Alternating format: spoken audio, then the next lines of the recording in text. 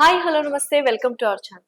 ప్రముఖ ధర్మశాస్త్ర నిపుణులు మనకు సుపరిచితులు డాక్టర్ కాకునూరి మూర్తి గారు మనతో పాటు ఉన్నారు. నమస్కారం అండి. నమస్కారం అమ్మా. ఎలా ఉన్నారు? క్షేమంగా ఉన్నాను తల్లి. సాంప్రదాయం ఎక్కడి నుంచి వచ్చింది? గ్రామ దేవతలు కావచ్చు, గ్రామాల్లో చాలా మంది బలులు ఇస్తుంటారు దేవతలకి. ఎక్కడి నుంచి వచ్చింది ఆ సాంప్రదాయం? తప్పకుండా.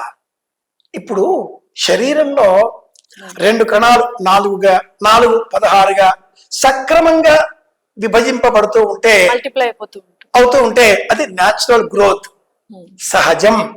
శరీరానికి మెటబాలిజం ఫంక్షనింగ్ వెల్ అంటుంది science.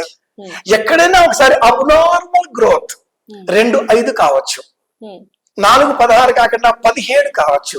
That may become malignancy or cancer అంటూ ఉంటారు.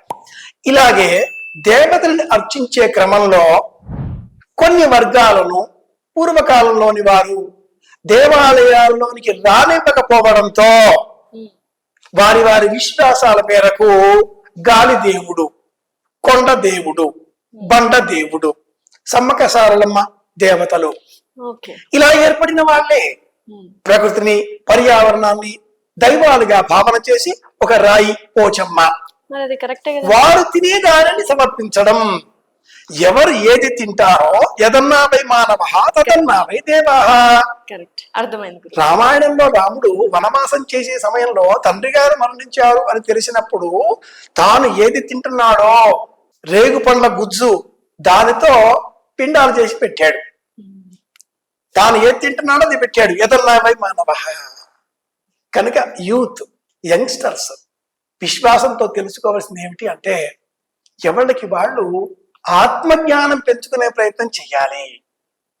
Some kind of energy is there. MC² అని పిలుస్తున్నాం మనం. Some energy which runs the universe.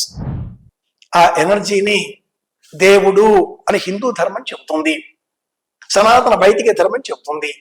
దైవం అన్న పేరిట ఏ ఒకరినో మనం ఇష్టపడినప్పుడు అమ్మవారు కావచ్చు, గణపతి కావచ్చు, రాముడు కావచ్చు, శివుడు కావచ్చు, రూట్స్ తెలుసుకునే ప్రయత్నం చెయ్యండి. మూలాలు చదవండి. వాల్మీకి రామాయణం చదవండి, వ్యాస భారతం చదవండి, వ్యాస భాగవతం చదవండి. ఒక్క గ్రంథాన్ని భగవద్గీతను ఆమూలాగ్రం చదవండి. భగవద్గీతలో ఎక్కడా కూడా కొబ్బరికాయలు కొట్టండి, అరటిపళ్ళు పెట్టండి, అగరబత్తులు పెట్టించండి అంటూ లేదు.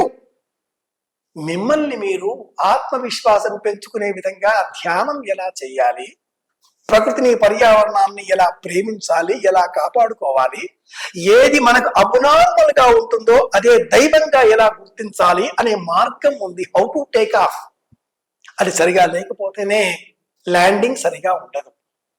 అదేదో సినిమాలో చెప్తాడు కథానాయకుడు, విమానంలో ప్రయాణించడం అదృష్టం కదా అంటే దిగడం కూడా అదృష్టం ఉంటేనే అంటాడు. అలాగే మనం కూడా తెలుసుకునే ప్రయత్నం చెయ్యాలి. మూఢ విశ్వాసాలు కాకుండా మూల విశ్వాసాలు పెంచుకోవాలి. శుభమస్తు. శుభమస్తు గురువు గారు.